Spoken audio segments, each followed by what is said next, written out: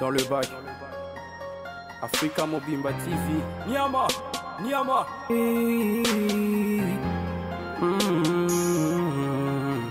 Hey. Mumbai en Africa, abonnez-vous massivement chez nous. Africa Mobimba Télévision, la maison de l'excellence. Donc chez nous c'est l'excellence, l'excellence au rendez-vous, l'excellence dans les langages, l'excellence dans la qualité des images. Les images sont toujours en HD, donc haute définition. Et chez nous vous allez suivre des actualités politiques, musicales, culturelles, des actualités d'approche, donc des proximités, la société, tout ce qui est sociétal, vous allez suivre ici. Africa Mobimba Télévision, New Look. Donc, tous les gens mikolo, bola narabiso mingi mingi, bo s'abonner awa mingi mingi. Africa Mobimba Télévision, notre chaîne, mais aussi votre chaîne. Pour vous abonner, c'est simple. Allez là où on a écrit s'abonner, cliquez et allez là où il y a la cloche rouge, cliquez aussi. Ça vous donne la possibilité d'avoir toutes nos émissions avec une notification pour être déjà signalé. L'actualité est toujours au rendez-vous chez nous. Africa Mobimba Télévision. Au tal émission d'habitude au CP le IE, place batte cloche et à rouge wana, au s'abonner et puis au cliquer na cloche wana pour que chaque fois que vous avez une émission et comme la radio, au baragelo rasike koti pe au narabiso. Donc boza nabiso et suivez-nous au calme, au calme, au calme. Meubles téléspectateurs, très chers internautes, bonjour, bonsoir, tout dépend de l'ère à laquelle vous nous suivez. Nous sommes encore une fois de plus très heureux à Rouébake. Abonnement Nabino, réaction Nabino, marque à confiance, surtout disponibilité. Au Bozarano pour Africa Mobimba Télévision, au Tobenga à la maison de l'excellence, où ils permettent à ce que toutes les actualités. Il y a Afrique, il y a Congo, pourquoi pas il y a Libanda, bisquoi peut-être tout l'accepter quelques actualités. Vous avez qui bon que les Canada na Asie et le quoi tous ongi déjà mboka, tous asiko bonne disponibilité. Na bino pour l'hôtel ça bino peut pas s'enlever et que ça na kati mboka lelo boye na cadre ya émission na biso politique au tolobaki. Tous na esengo mingi ya koyamba ndeko mobali oyo azapembe na biso ndena yeto ko présenter bino ndena yeto ko mema bino na monde ya réflexion, na monde ya analyse et surtout ba actualité politique ndeto ko beta masona ngolelo mais mingi to côté les mana makambo etali bongo tribalisme parce que depuis un moment ba robenga Félix Tshisekedi président il y a des tribalistes étaient donc président à Congo Mobimba. Mais pourquoi seulement toujours marteler sur Yango? Est-ce qu'il y a un ça ne va pas? Est-ce qu'il y a un petit souci? Est-ce qu'il y a une petite préoccupation autour de Makambonyonso? Pourquoi il faut éviter le tribalisme? Quels sont les remèdes il y a quoi apporter pour empêcher ce que le tribalisme est occupé et place nabiso mais sachant que bah acteurs politiques PBL bah comme nabiso na maloba tribalisme ndeto komeka kosola sur Yango pour kota la nini ezali danger pe nini nde komema lokumu na mboka nabiso na makamonyo sur tali politique. Sur ce plateau nous avons le grand plaisir ya mbande ko dia banza monanene mbote mbote. Bonne santé d'abord ya yo moko. Santé za moi malam ndenge ka oza omona santé za ça va. Santé à UDPS le roi parti présidentiel les années. Santé à UDPS qui tourne Makasi pour c'est une première pour nous.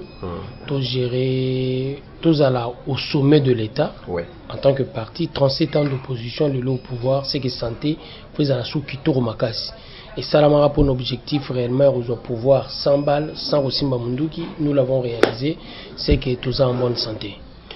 Je me retrouve au Tambala moko na masolongo le quoi tout beta santé à IDPS bauti comme fraîchement en opposition les lobes bazo gouverner les lobes bazana bâton en commandement na maboko bino moko étant être humain au-delà de tout ce que vous pouvez avoir comme expérience politique maîtrise marabobele mais le quoi la bateau ya mai na makile ça bino ndeni. Il y avait beaucoup d'émotions pour exemple la liboso pour Nabiso UDPS c'est salami depuis 82 sur tali parti aucun père fondateur qui a bateau basali réellement UDPS aza sous présent na katia parti misu baza en vie mais baza rolongwa mingi bakufi et UDPS en tant que parti parmi ba vivants au monde baba kyungu wa kumwanza au monde kapita shabangi lobby basala qui manifestation na boboto pour la 37e anniversaire ya parti mais il est parti avec le musée à Kendara na musée. Il y a le sangangele donc bateau batikali en vie baza mukie mais bateau bakufi baza ebele et biso bateau toyé après bango sans sentiment de joie pour omituna de fois aussi on s'est posé la question de savoir est-ce que na parti au baloba que toujours pouvoir na bi que ça possible na Congo toujours pouvoir sans tobeta masasi. Et y a bangongo biso nyosu ba gente comment croire que c'est important que na mandoki au leto tika analogie qui a combat pacifique. Et na sans suite, ils ont un sentiment où il a tarabate belé, bakansa qui non. Photo basculer na ba arme, mais Kondo Tshisekedi de Ebisaki Biso, plus vieux que nous tous, jeune en esprit, n'engeni ni yazo croire que Kombo Samando qui tokoma un jour. Et le lot tokomi, je vous assure vraiment, il y avait beaucoup d'émotions. Tout le monde a que tokoma na pouvoir, tout simbi mundu gité, coup de balle pena Kinshasa et bétamité. Donc c'est un sentiment. De fois nous manquons de mots, mais c'est un bonheur pour le Congo tout entier. C'est un bonheur pour le Congo tout entier, mais aujourd'hui, DPS à la tête du pays, déjà il faut dire, président Félix Tshisekedi Antoine, à Rotambola Pebisike Belé, pour éviter qu'on tisse des relations, éviter qu'on remercie Pebandeko, Bakwayaki, l'alternance pacifique dans Mboka na Biso, parce que Biso, tant qu'on continue qu'on marteler pour dire que c'est pour la toute première fois dans Mboka, depuis Biso, tout le monde a élection, qu'on salama, qu'on le président Moussou, tout peut qu'on annonce, bah, résultat à ma élection, comme on a que, na Kinshasa boye masasi beta tene to mesana komona yango eza par exemple biloko biso to féliciter qui étant bakinois d'abord à la base et après makamsu to rota sima to ka pe na ba quelques provinces moi ba incident ça la maki ope to telemela ki yango mais fait tu sais que de lo boye mokonza mboka aza sous mokonza ide peste même mokonza mboka abandi ba tourna akoleka Congo Brazzaville akoleka Kenya akoleka Angola akoleka Namibie nenga zo tambola wana ba tourner na ye. Qu'est-ce que les gens peuvent retenir concrètement parce qu'il faut tout le bapé solo, comme spéculer autour nango, manque à faire, manque à objectivité, manque à précision. Du coup, il y a un comme pousser à temps bon allié place à couper ça va tout. Gouvernement mi teme couper la pour la premier ministre.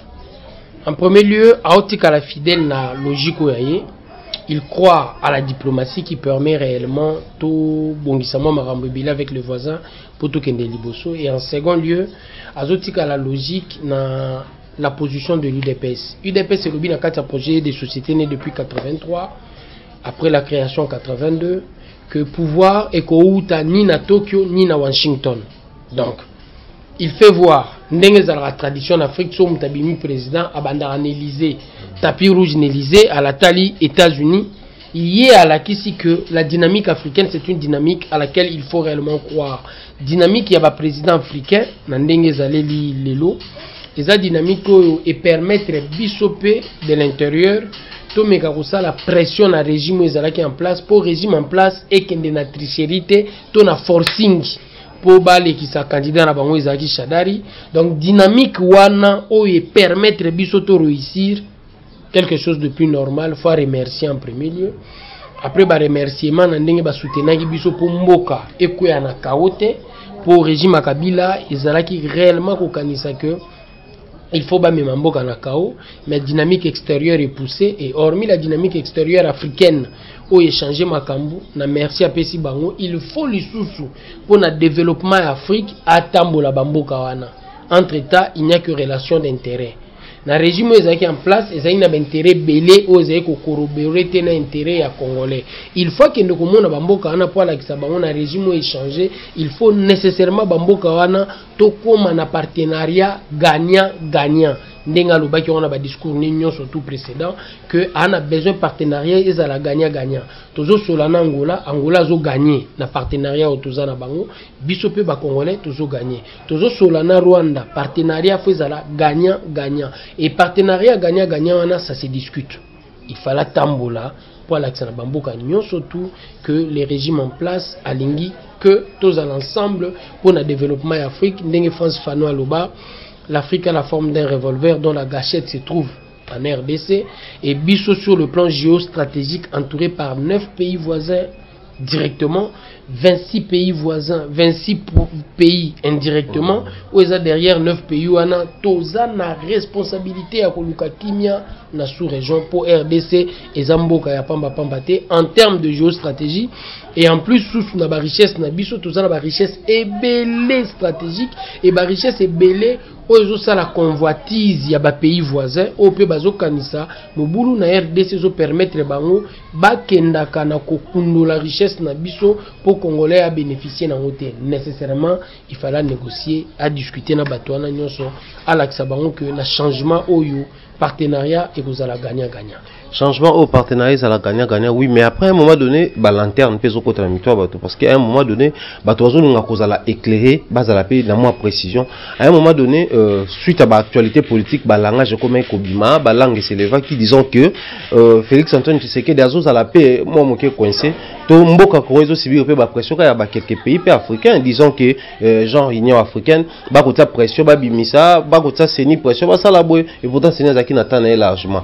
Bah, langue, monsieur, que tous ces pays-là, au Bazaki composé l'Union africaine, bah yeba qui gagné aux affaires, c'est que il y a un bandé ko basenia bimisamba et na seni pe ko bimisa bimisa fait que c'est que bango bazaki na position neti ya ko condamner yango. Le loko mona sous fait c'est que na bango et comme ko inquiéter baton sous ko ba azali wapi au juste ba ko accuser pas ko nande ko Kabila pas ko comme suna même bateau ba ko témele. Comment expliquer ça politiquement pour que petit peuple ou à côté à la comprendre marombe ko le canala.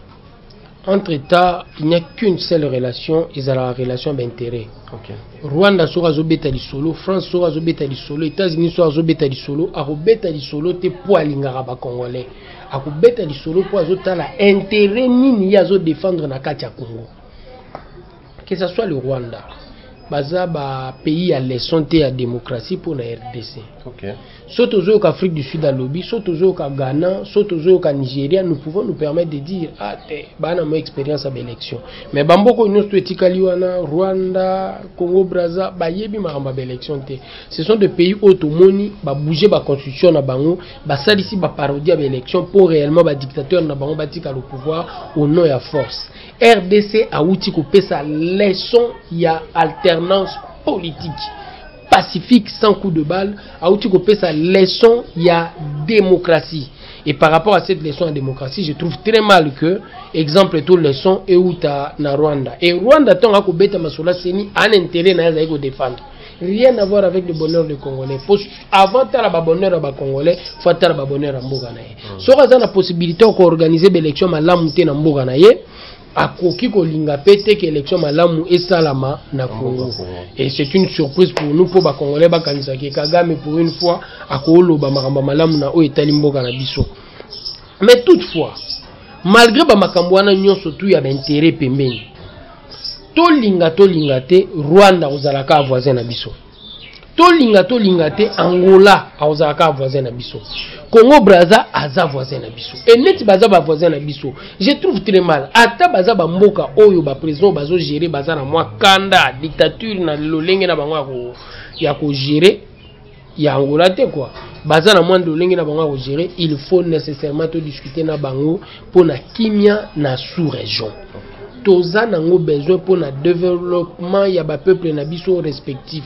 Ce qui te vendait loko wana te poto luka kimia na sous-région et cause la problème pour le développement. Développement il y a à place au kimia et salinini et zali. Donc il faut nécessairement qu'on discute na bango. Ata Lucifer Mutazaki président na mboka moko ya ba pays les voisins, to que discuter na ye.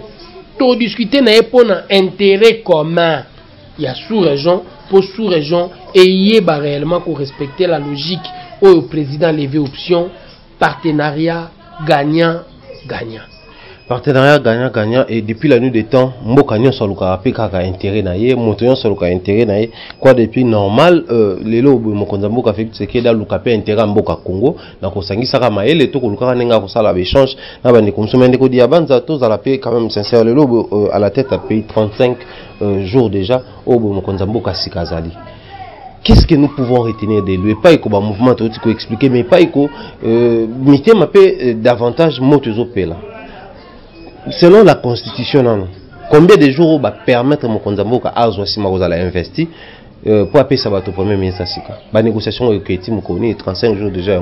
Plus d'un mois, toujours y est battu. Ata intercelle en quête de annoncer que grande flamme est ou juste qu'est-ce qui se passe?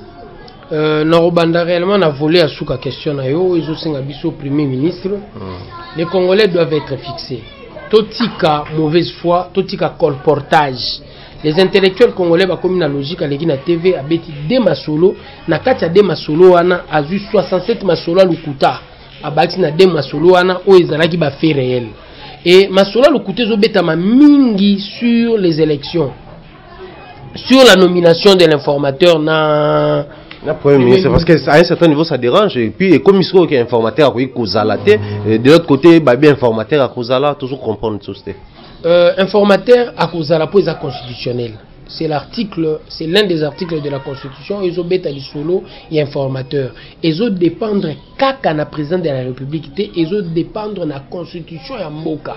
Et Constitution ya Mboka, ils ont mis beko au mon côté à biso ba congolais à Kogiko Kende à l'encontre. Il y a Constitution. Ce que ont eu en 2011, Kabila ou Aoucholo Waneti président après ta serment le 20 décembre 2011 a nommé informateur le 8 mars. Okay. Donc, ça, ça les calcul et même abisso déjà dans 78 jours pour en nommer informateur. Bah nommer premier ministre le 18 avril. Augustin Matata Mpo n'a comme premier ministre le 18 avril. Le 12 avril, Obem Minako va voter dans le Parlement local le président qui a Parlement. Pour nommer premier ministre, ça a 4 mois et 8 jours. Mais les lots, nous avons compris la précipitation. Précipitation peut être bien, pour les exigences à peuple, à Zolingaye, Bandengeni, Makambo, et Koleka. Pour qu'on a besoin de Makambo qui est rapide, mais il faut que Congo Baboumi Ango pendant à peu près 50 ans. Baboumi Mboko, 50 ans. Dictature à Mobutu, Kabila ya Baxi 4 ans, Kabila les fils 17 ans, 18 ans à la gestion, il y a mes gestions. Parce qu'on beaucoup faut changer d'un coup, n'est-ce pas, ça 35 jours, tout 6 mois comme nous. Ça va nous prendre du temps. Ouais. Et par rapport à ce temps, les Congolais faut besoin patience. Ce que nous avons dit premier ministre, il faut tout comprendre, surtout. Bureau provisoire et Parlement a pour mission élaboration et règlement d'ordre intérieur et le aussi là. Il y a cela jour moko. Élaboration et règlement d'ordre intérieur, élection, il y a bureau définitif, il y a un autre là, et en dernier, en premier coup tout, validation de mandat. Et c'est à ça là. Règlement salami, toujours c'est le bureau définitif. Et quand le bureau définitif sera là, soyez-en certains, le Premier ministre va nommer. Et la majorité, il faut établir légalement, la majorité. Constitution, établir la majorité légalement, ils sont informateurs. Ceux qui sont dans parti politique, moko, a qui majorité sans contestation. Tous on étiqué, PPRD, a 250 députés. Tu as besoin de nommer informateur, tu es pour majorité de la connue. Mais FCC n'étant pas un regroupement reconnu par l'État, et ça batouba sangani balobito qui n'a gagné l'élection, tout sangana pour tout gagner. Plateforme électorale. Plateforme électorale, ndemo ezaki lamuka, ndemo ezaki catch. L'État yebi bangote na identité wana. Na kombo yanga o ya diabanza mwana nene, ba parents ba pesaki l'État. Et une carte d'identité au ya sali à reconnaître en tant que tel que combo nanga yangwana combo ane déjà connu de même na ba parti politique ngam na opesa combat parti politique mais faut na kende ko enregistrer en na l'état FCC enregistré bonté FCC za bato basangana ki sangisi ba regroupement politique et belé AFDC et ça regroupement politique ou sangani kuna à quelque chose sangani ba parti na ba regroupement politique et ça nini et sangani na kati lokwana il faut nécessairement majorité on est à l'établi et ils ont établi quand l'informateur a route dans le Parlement a eu sa président le regroupement majoritaire est à Songolo. Depuis si quand on a mon compte aujourd'hui collègues na formateur. OK.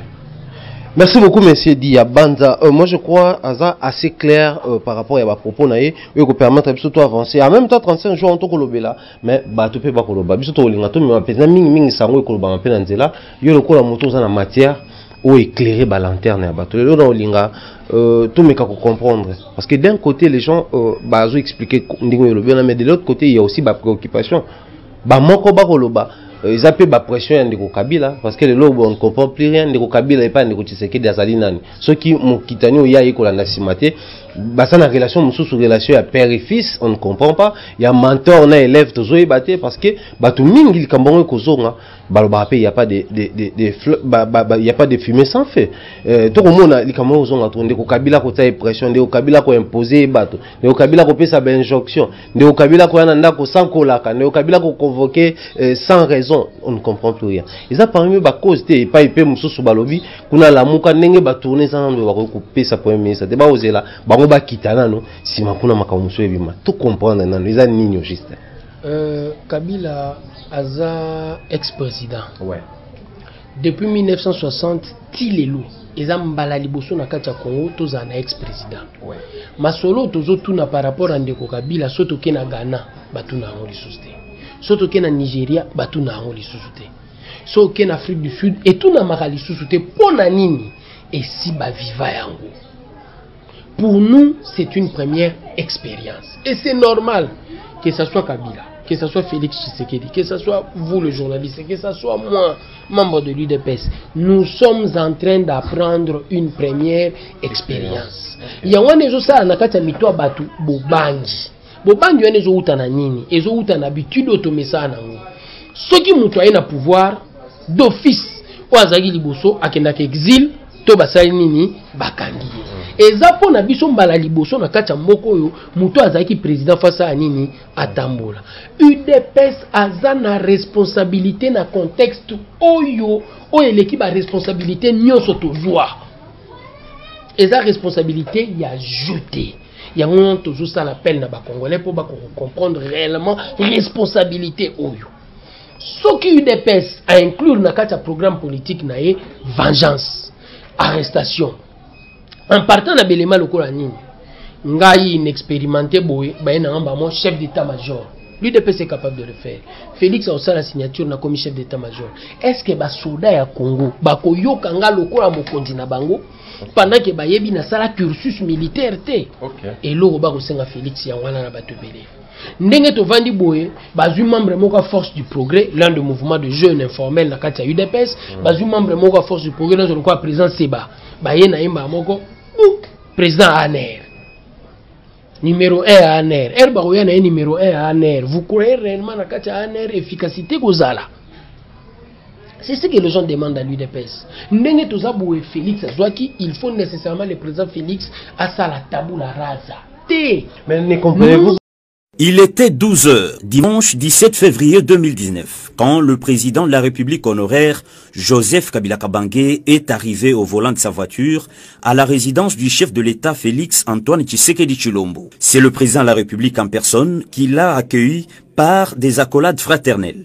Les deux personnalités ont passé près de 4 heures d'échange en toute convivialité. Cette rencontre entre le président de la République et son prédécesseur vient concrétiser la promesse que les deux personnalités avaient faite le 25 janvier 2019 lors de la cérémonie des remises reprises, celle de se consulter régulièrement. Félix Antoine Tshisekedi Tshilombo et Joseph Kabila Kabange ont d'abord échangé en tête-à-tête avant d'élargir la rencontre avec le collaborateur du chef de l'État dont le conseiller spécial en matière de sécurité François Béa. Aucune déclaration n'a été faite à l'issue de cette visite, mais les deux personnalités ont promis de se rencontrer chaque fois que le besoin s'exprimera.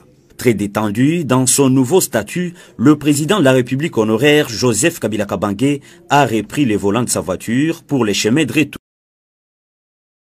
De retour sur ce plateau, après cet élément, Boti Kolanda Bongo, Mokonzamboka, Félix Antoine Tshisekedi Tshilombo, toujours na Monsieur Diabanza, Nainga Kito Banana Kombo na yo. Toloba ki avant to ken élément, aux amoto ya Congo central, Kombo ilakisi.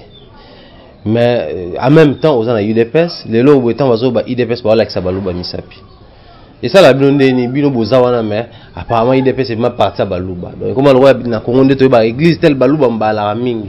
Équipe telle Baluba mbala mingi, parti tel IDPS Baluba bara mingi du coup comme Boma Muluba tika nyoka sala Muluba boetika okuna boye bozo géronde ni bino bato boza kozo ba ngaza Muluba te menazara na IDPS et puis naza actif na kata parti. En premier lieu c'est nga biso toujours en histoire à UDPS. Et ba ça la partie ba leader ba uta ba coin nyon surtout. Bazalaki élu une élection il y a 76, à moins que je ne m'abuse, 76, 77. Pour Mobutu Sali, discours naé à la crise congolaise, c'est une crise à caractère politique et non économique. Ba leader wana ba participer à une élection wana, bango mutu ba bandi na ko interpeller batu na parlement. Na ko interpeller batu na parlement, balingi réellement changement et ya. Et on a tous convaincu que même dans le contexte où on a la possibilité de faire un changement, ceux qui battent nous sont accompagner. 79 Maseka Katekelai, Tshisekedi a commis 80 basali lettres à 52 pages. Lettres en 52 pages, til les lots, ils ont l'actualité. Sauf que les jeunes battants vont comprendre que Makambo UDPS et comment dans lettre à 52 pages, dans 80 décembre, til les lots, même problème, il y a un petit rongé société congolaise. Et UDPS wana omona nini kyungu wa kumwanza auti wapi Katanga. Vous comprenez? Ngalula mpanda njila Tshisekedi bauti Kasai. Vous comprenez? Biringemana auti koto ya est. Diaonken auti Bandundu. Na batu wana nyonso tu batu musuba bakisami. Ngwakiem auti Bandundu. Kondo Kibasa Aouti Katanga. Donc l'UDPS a été créé par des gens Baouti Bakouenyon sur la République Bazui parti wana basali nini basali yango. Les 13 fondateurs, à eux nous ajoutons Bato Baouta qui paie bureau politique pour Bakoma 20 basali UDPS wana. Et UDPS est a parti T netingai kozala mutu Bakongo fo tungisangai. Bato batala UDPS parti à Balouba pour Tshisekedi en termes d'engagement. Akomaki Likolo. Et en termes d'engagement, tant le président Tshisekedi a commis Likolo, il se fait que Kwena Yepe est accompagné Makasi, nos frères Louba, en termes d'engagement financier, en termes d'engagement combattant. Babundi Makasi, Bakoufeli Ebele, Bachembongo Ebele. Et c'est ça l'UDPS. Batu bauti bakwenyo su basali parti mais mutu moko atikali fidèle bandegone pe ba accompagner et Tshisekedi alongwaki na aura régional pour comme un aura national. Et biso nous n'avons pas été affectés par la dimension régionale du président Tshisekedi. C'est sa dimension et sa notoriété nationale mutu convaincre batu lokola biso toyeba ke IDPS ozo défendre ba valeur. Et il y a un peu en termes de valeurs, des débats, faut ça la marana Kinshasa, na Bakongo, na Bandundu, na Kasai, partout. Katanga, en termes de valeurs, Butembo, Beni, Yumbi, en termes de valeurs. Surtout en termes de valeurs, c'est toujours quand ça fait Karamamuto pour outil place Songolo, c'est dangereux pour nous. Mais moko na biso na Kwenaye, ameko ça l'effort, il y a qu'on mobiliser Kwenaye pour Kwenaye état la valeur nationale. Mais concrètement, s'il faut réfléchir concrètement, quelles sont les propositions ou causes à la pratique qu'il y a quoi apporter pour remédier à ces problèmes? Parce que le lobby, ça ne date pas d'aujourd'hui. Toyoka Kalambu, Toloba, Papa, Bo, Maman, Bo, Moko, c'était une manière, il y a quoi lutter contre Kakamaman, Toloba, il y a tribalisme. Mais de même, à ça, il y a inversion, il y a Munga, la guerre, il y a Katanga, Kuna, Shaba et tout et tout. C'était une forme, un peu car il y a peuple. Mais après, les lobby, les Camerounais, il y a tribalisme et zongi les sous. Techniquement, bah, ça l'aurait bien été. Il y a autre chose à proposer. Tout le lengeni ya rosala parce que bah homme politique n'est mutu bazong si en osiko. Na ba discours na mambo belebe. Qu'est-ce qu'il faut faire concrètement pour nous apporter lumière et solution à Makambo? Tribalisme est circonscrit dans le contexte où on a Léopoldville. OK. Ils ont battu à la Mouka. On a vu déjà comme Daniel Sanfou le la TV. Ceux qui tout ça l'appellent na bas Congo. Pendant qu'il n'est même pas leader au bas Congo, mais ceux qui tout ça l'appellent na bas Congo. Et ça va me la TV pour bango ba commencer à calcul réellement on ça l'effort UDPS et Bima et Laura Baluba. Ou na CCTV ou le Baluba ko lexa bato UDPS ko lexa Baluba wana te. Wana ba PDG CCTV na PDG à Canal Kin. Ils se sont battus pour maramba UDPS et les KT. Mais au lieu ba qualifier on de l'UDPS parce que ba ko lexa Baluba wana te. C'est ce qui est dangereux. Il nous faut des campagnes de sensibilisation.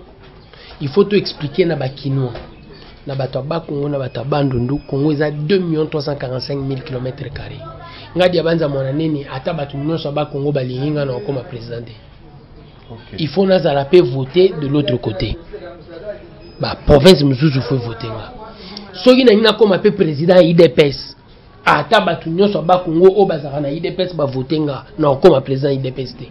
Faut pe bikolo mususu ça nini et voter nga. Donc nous sommes dans l'obligation bisonyo sur l'accent ba congolais Congo fait la un et indivisible. Soto kaboli Congo ils ont la richesse à monnaie to perdre. 9 pays voisins et ils ont sous même chose là. Et ils ont un bateau balingara Congo o yesala nini et kabwana. Congo na configuration actuelle c'est une richesse o ba congolais faut ba bunde la politique la bongo. Toko beta masura tribalisme té.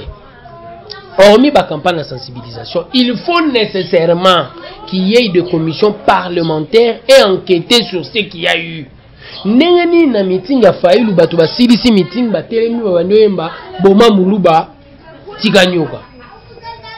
Il faut toyeba ceux qui ba leader mutu baza derrière yango. Et si ce ne sont pas des leaders, faut établir ba responsabilité. Pona nini et loko e bandara mukie na Rwanda e bandara mukie na Katanga po babo mabaluba e bandara mukie e bandi mukie ti ekendaki to moni makambo esalama na Katanga lesa muluba will bwaka na rai azonga kasai eze loko to ko ndima lisusu te et poto ndima yango te il faut une commission parlementaire tant makambo e bandi to sali enquête to yebi qui sont responsables derrière ça to moni leader ya Lamuka na TV5 bazo tourner question pour nous condamner tribalisme à boyi ko condamner Tinasuka Adolphe Muzito à boyi ko condamner.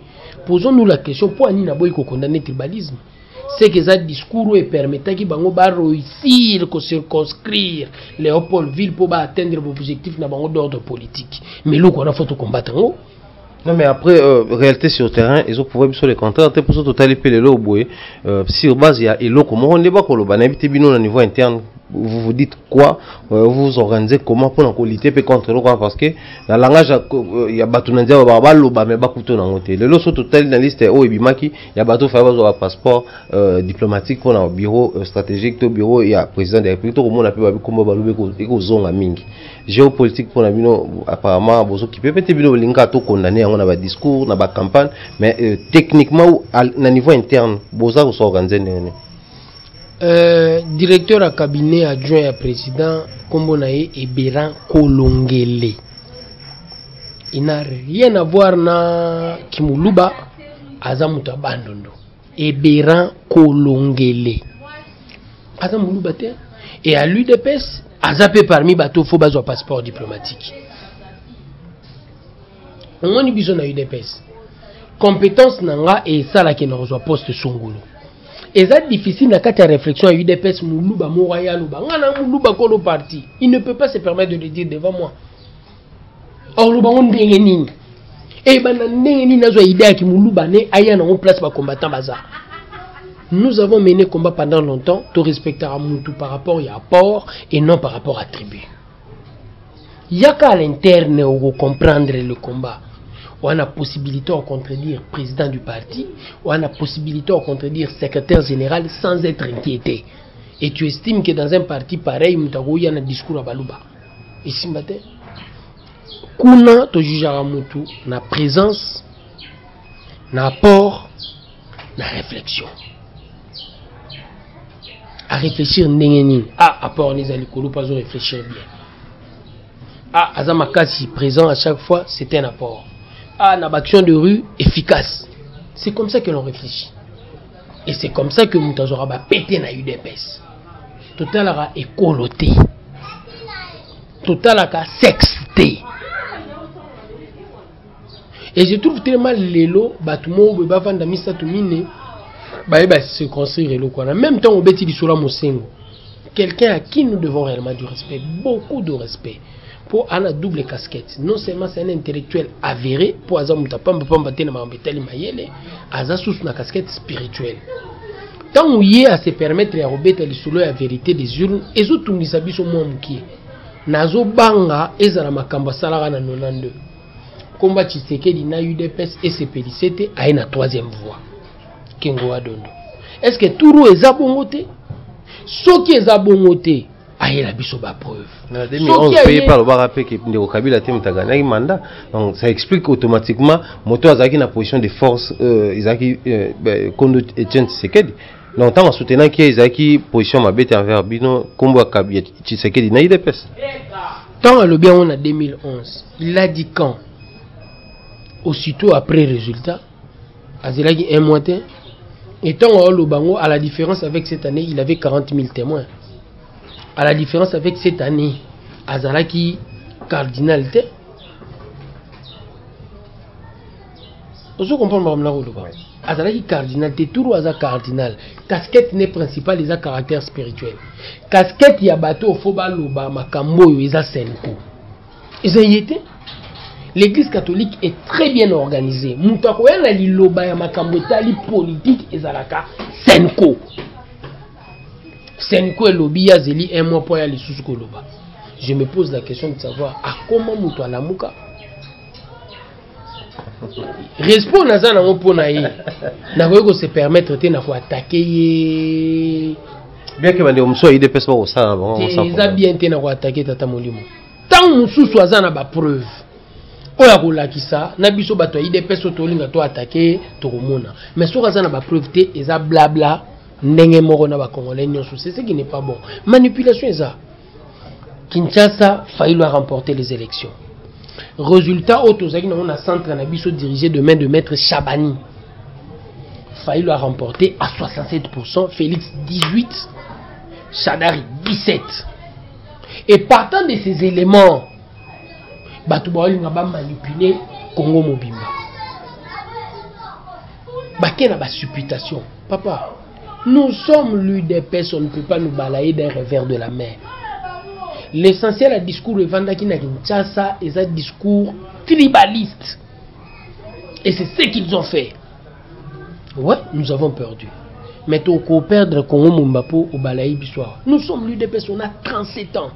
On a gagné Bisso te Congo Mobimba pour un discours tribaliste. Et à la place du discours tribaliste, il faut souki ça pour y opposer un candidat.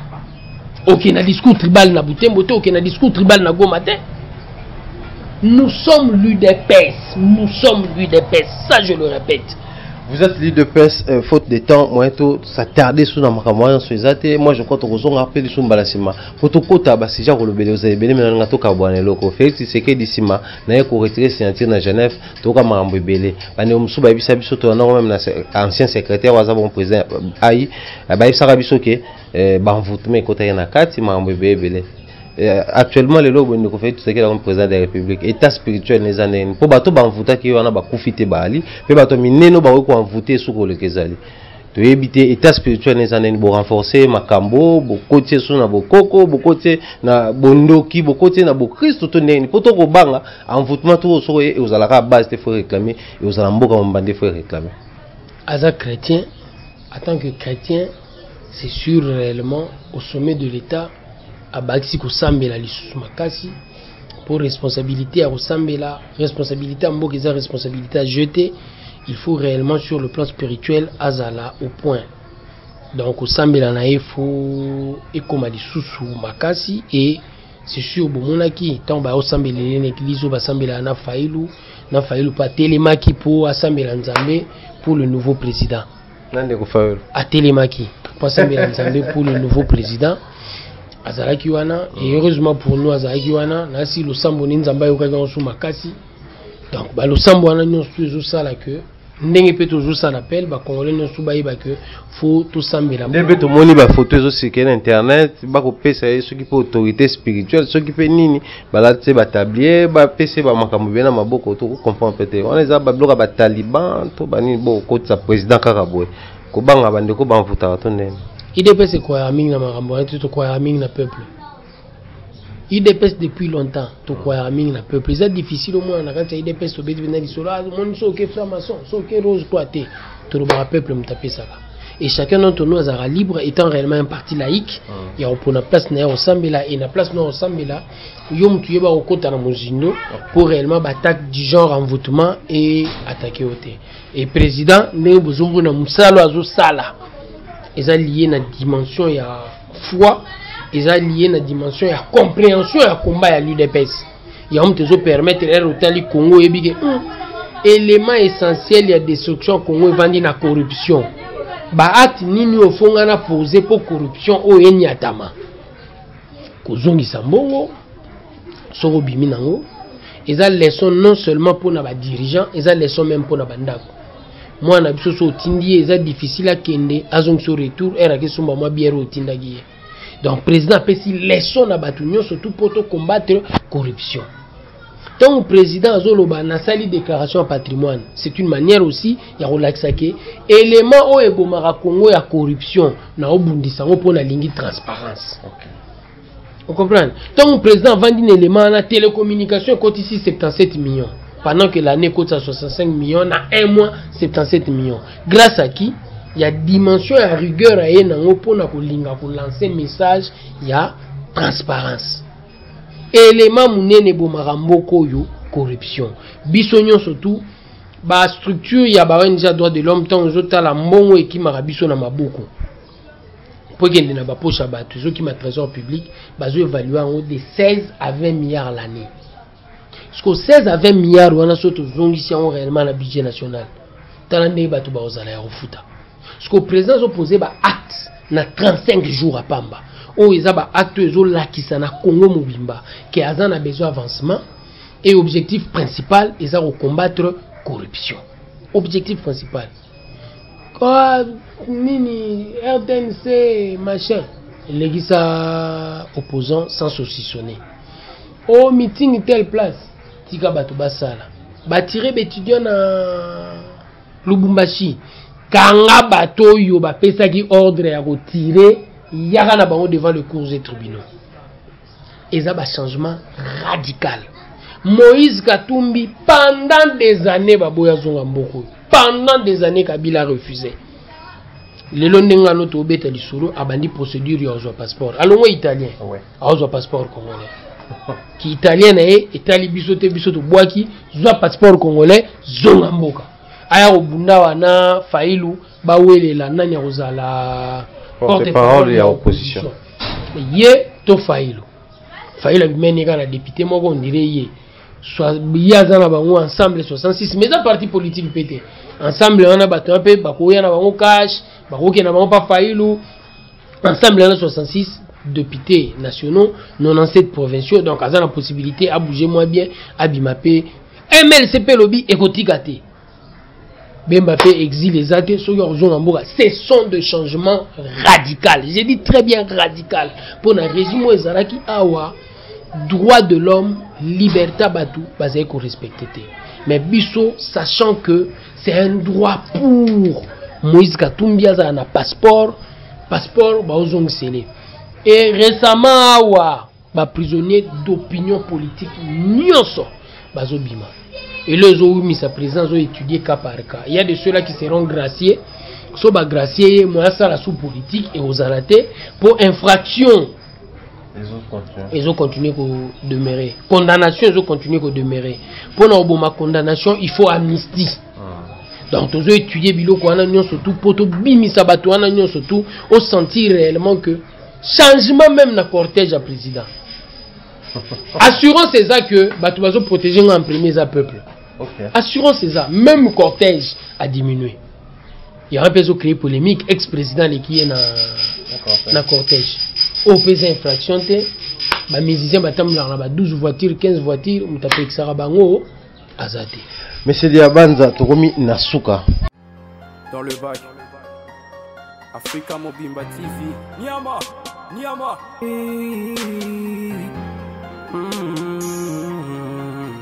Hey. Mumbai en Africa, abonnez-vous massivement chez nous. Africa Mobimba Télévision, la maison de l'excellence. Donc chez nous c'est l'excellence, l'excellence au rendez-vous, l'excellence dans les langages, l'excellence dans la qualité des images. Les images sont toujours en HD, donc haute définition. Et chez nous vous allez suivre des actualités politiques, musicales, culturelles, des actualités d'approche, donc des proximités, la société, tout ce qui est sociétal, vous allez suivre ici. Africa Mobimba Télévision, New Look, donc tozana bino boy mikolo, bolandaka biso mingi mingi, bo s'abonner awa mingi mingi. Africa Mobimba Télévision, notre chaîne, mais aussi votre chaîne. Pour vous abonner, c'est simple. Allez là où on a écrit s'abonner, cliquez et allez là où il y a la cloche rouge, cliquez aussi. Ça vous donne la possibilité d'avoir toutes nos émissions avec une notification pour être déjà signalé. L'actualité est toujours au rendez-vous chez nous. Africa Mobimba Télévision. Au tal émission d'habitude au CP le IE, place la cloche et à rouge wana, au s'abonner et puis au cliquer na cloche wana pour que chaque fois que vous avez émission et comme la radio, au baragelo rasike koti pe au la narabiso. Donc, boza nabiso et suivez-nous au calme, au calme, au calme.